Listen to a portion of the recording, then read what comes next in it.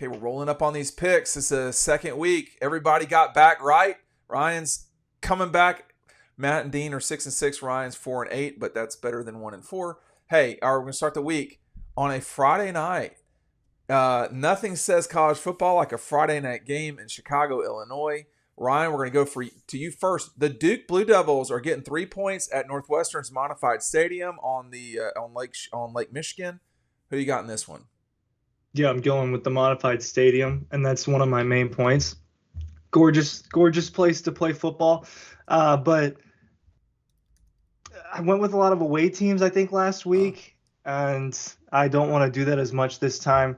That's a big part of it. At the end of the day, two bad programs, right? I'll take the one that's favored at home. Yeah, battle of the books. That's what I'm calling a bunch of smart kids out there trying to play football. Give me the home smart kids. I'm going to take the nerds over the geeks. Oh my God. They didn't run the ball against Elon. Yeah, they're not going to run the ball on the road against North Carolina. Ugly game. A lot of semicolons in this one. But I'm going to take Northwestern.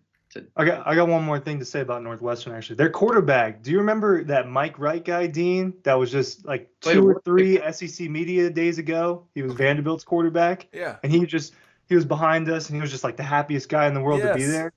This guy's the quarterback. Yeah.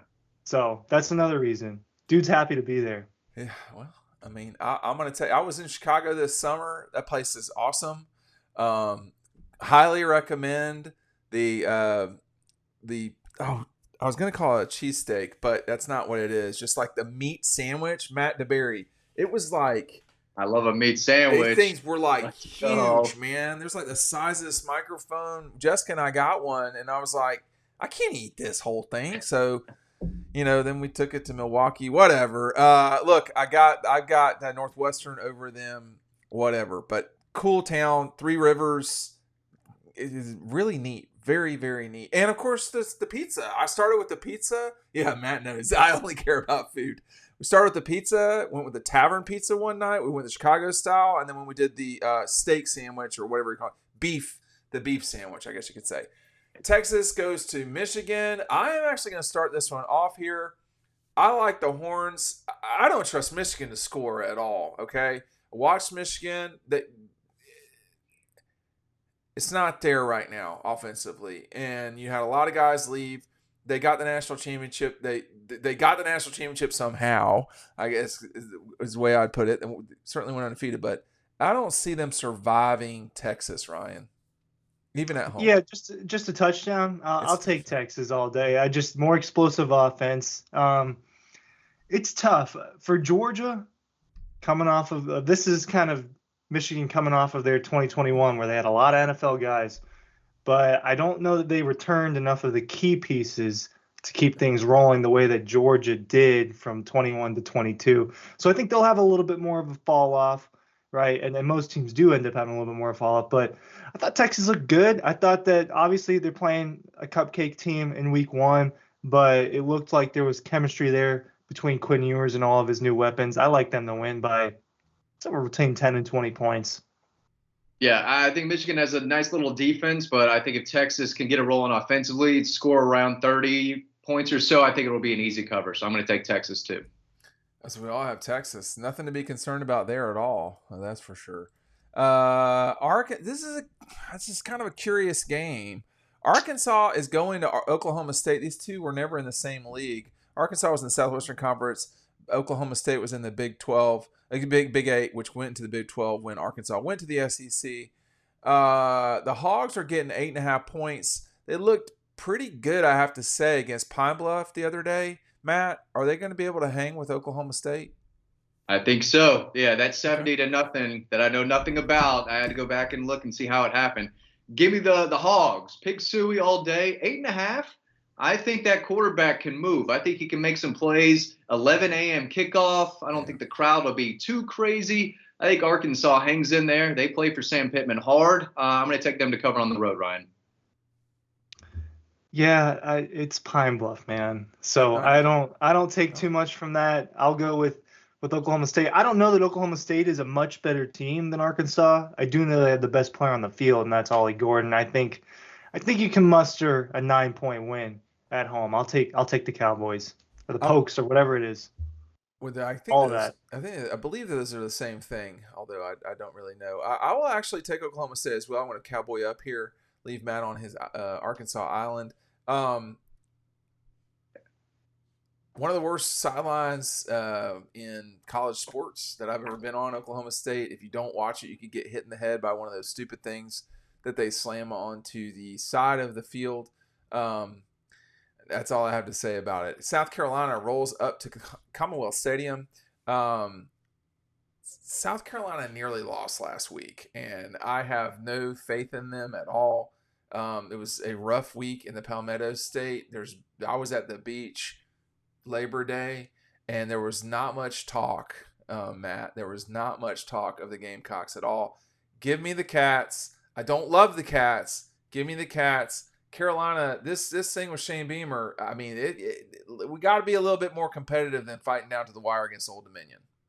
My Carolina buddy had a full-blown basic meltdown after that performance. He said, throw it all away. The quarterback stinks. The star freshman defensive end, Dylan Stewart, he's going to transfer. Oh, it was bad. So going up to Kentucky, I think the Cats will take care of business. Give me Kentucky to cover. Yeah, it felt like, especially from the South Carolina people, there was so much positivity a couple of years ago, and Shane Beamer was making crazy videos, and it looked like things were moving in a positive direction. And it's only gotten worse and worse. So, go on the road early in the season. I like Kentucky. They're just a better football team. I think 10 points is easily feasible for them to cover that. I'll go with Brock Vandagriff and the Wildcats. Okay, Ryan, not so far from Columbia, actually. NC State and Tennessee will play in a neutral field fight at Bank of America in Charlotte. This is really almost legitimately in between the two schools. I can't believe it. NC State had a lot to say earlier this summer about Tennessee winning these games, at least the fans. NC State fans are kind of notoriously bad, I will say. Tennessee, a 7.5-point favorite over the Wolfpack in Charlotte. Took way too long to get it rolling against Western Carolina, and it happens sometimes. I get it, but I just think it should have been better, right? I like a couple of NC State players. I think they've got some good talent, but again, Tennessee's offense looks like it can just explode in any game, and I think that it probably will, at least a little bit. I like Nico. I think he looks like a good quarterback. Tennessee retained enough of those weapons and added enough of them to where I'm confident. And they've got some good players on defense, too. Tennessee's a good football team. I'll take them minus 7.5. Yeah, I agree. I think Tennessee's a really good football team. I don't think NC State's as bad as what they looked. I think Western Carolina actually had some players and played really hard. NC State has some kids, right? Like Ryan said, they got some players, but I think Tennessee's just too good on both sides of the ball, and I think this will be a really impressive win for them. Yeah, I got the Vols for sure in this one. One noticeable thing, the Tennessee-Georgia line has gone from 16.5 to 14.5, which I think that if you watch Tennessee play, they looked good offensively. Do I think they will beat Georgia? I do not. Do I think that they will beat NC State? I think they're going to score a lot of points on NC State. I watched the Western game. I watched their game against Western. I don't want to hear about Western Carolina. Like, that's – no is my answer to that. So I'm a full-blown, Western Carolina hater, I guess, right now, but I don't want to hear about your struggle.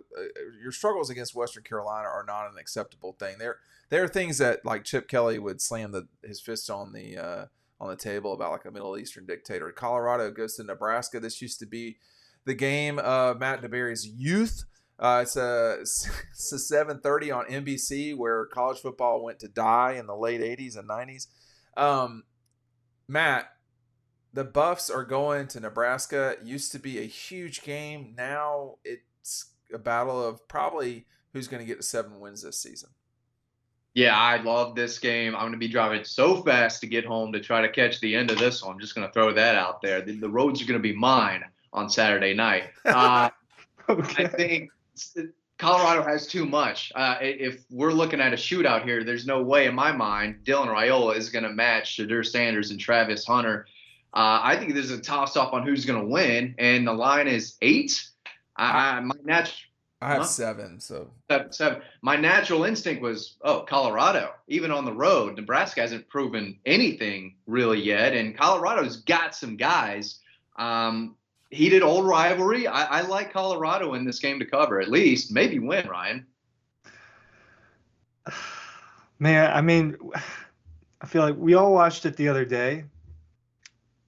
They barely beat North Dakota State, barely in my eyes, and that was at home. So I've got Nebraska, a bad coaching job by Dion the other day. They've got the players, but they don't have a defense, and they don't have anything in the trenches on either side of the football. They're playing backyard football out there, and that works for Johnny Manziel, but it's not working the same way here for Colorado. I love watching Travis Hunter. I think Shador has so much potential. Dylan Raiola looked really good in his debut, and he was making those big-time throws that we saw him make at Buford. I think that Nebraska's Western Carolina by a touchdown. What'd you say? Who did he play? Western Carolina? Who was it? Colorado just played North Dakota State. I know it's FCS, and I know they're like the best FCS, but come on, man. I'm not giving Dylan Raiola any credit for what he did last week. Maybe that's too harsh. I should just for like my fuel mileage, I should never pick Dylan Raiola. I mean, I watched that guy play in I think 2 or 3 states, definitely 2 states. Yeah, that was horrific. You talked me out of the Colorado pick. I think Nebraska wins this game.